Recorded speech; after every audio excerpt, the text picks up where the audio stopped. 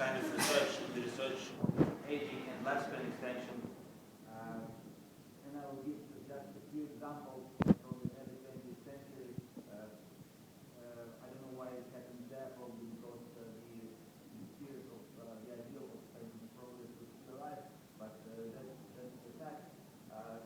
My first example, probiotic diets originated in elimination of studies of probiotics or correct living, which according to him lasted at least 150 years. In Mischnikov's theory, senescence originates from the putrefaction due to putrefactive bacteria of the intestines, and the way to combat them, according to Mischnikov, was by introducing acidified milk products, later termed probiotics. And by now it is the well-recognized field with the market estimated at about $30 billion.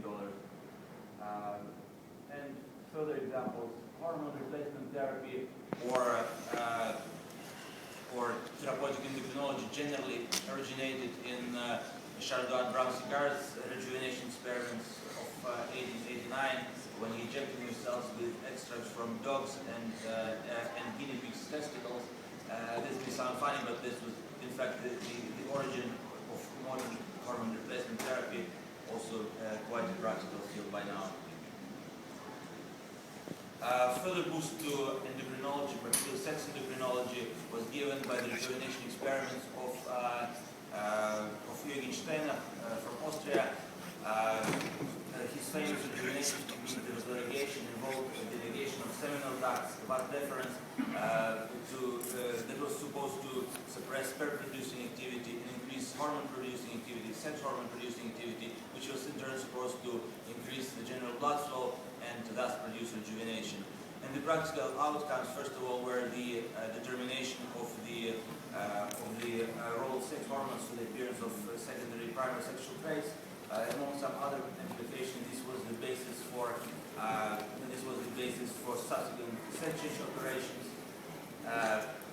and also this gave a great push to the later spread of vasectomy, which is now practiced in millions of people, even though in Stein's original experiment only one vas deferens was negated to avoid infertility.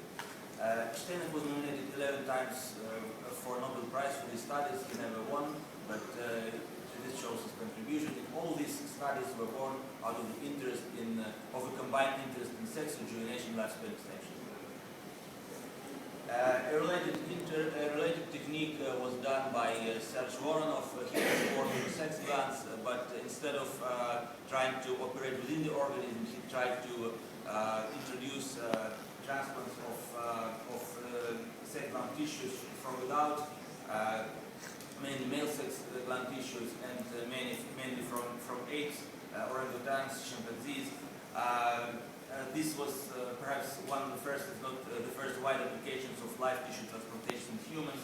Certainly, he can be considered a pioneer of xenotransplantation to humans, transplantation of tissues from animals. Next, both Stein's and Voronow's operations would be impossible without the blood vessel suture technique developed by Alexis Carrel, for which he received the Nobel Prize in 1911. Another seeker of rejuvenation, lifespan extension.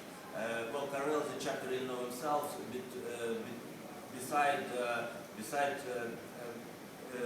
making possible transplantation techniques, he was also responsible for the development of cell tissue and organ culture, and all these experiments were done in the study of cell immortalization. In Carrel's theory, cells are potentially immortal, and aging and death result simply from their dysregulation or disbalance. But he can be certainly considered a pioneer of cell and culture and organ tissue.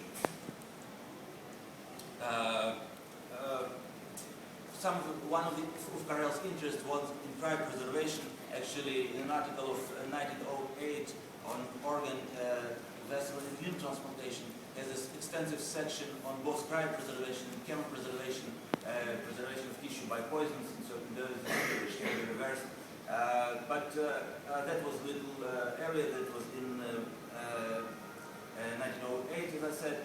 sometime early in 1897, the Russian-born scientist working in Bulgaria, Porfiry Bakhmetiev, introduced some of the first freezing and revival experiments in mammals. He was actually able to freeze and revive bats from anabiosis. And the purpose of his experiments is summarized in the title of one of his articles, which is called "The Recipe to Live to the 21st Century."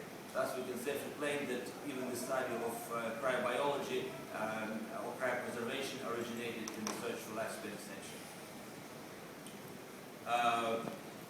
Further examples, very briefly, the world's first institute for blood transfusion was established by Alexander Bogdanov in 1926, explicitly to find means of rejuvenation and revitalization.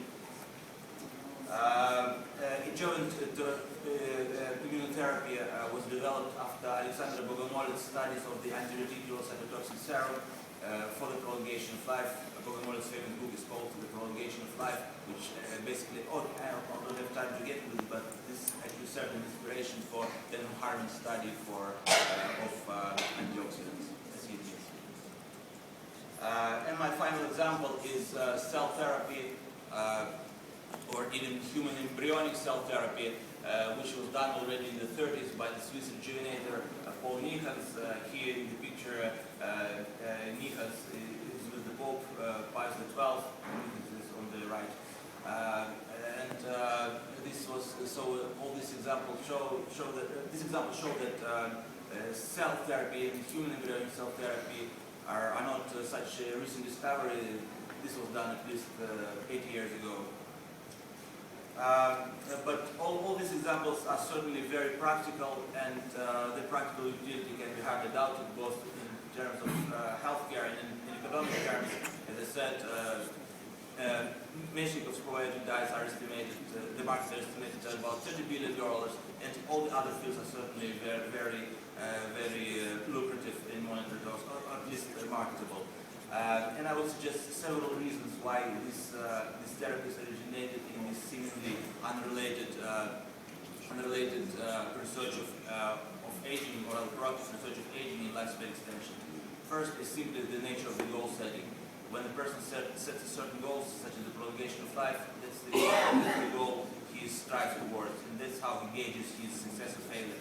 When another goal is set, for example, the immediate alleviation of suffering or top performance, then that's the goal which you strive towards. And these two goals are not necessarily compatible, rather incompatible. Second is, more generally, very clearly, aging, the deteriorative aging process is the root cause of age-related diseases, chronic age-related diseases.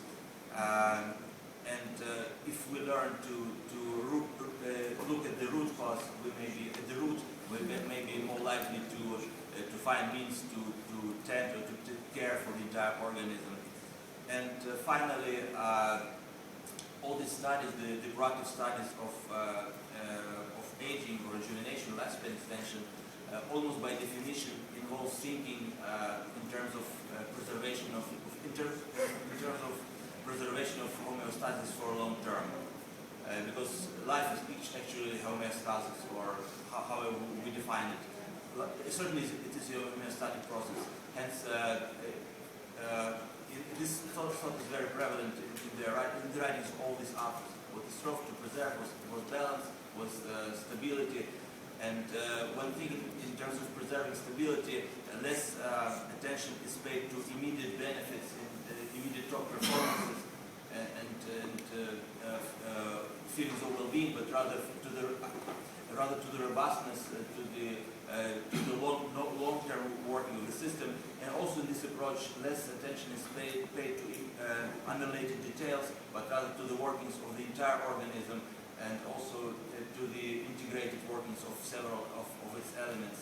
And with such an approach, new therapies may be more likely to emerge, and as we have seen, they indeed emerge in the field, and they will continue to be found unless this line of thought, this mind frame, and this research are not depleted of public supported funding.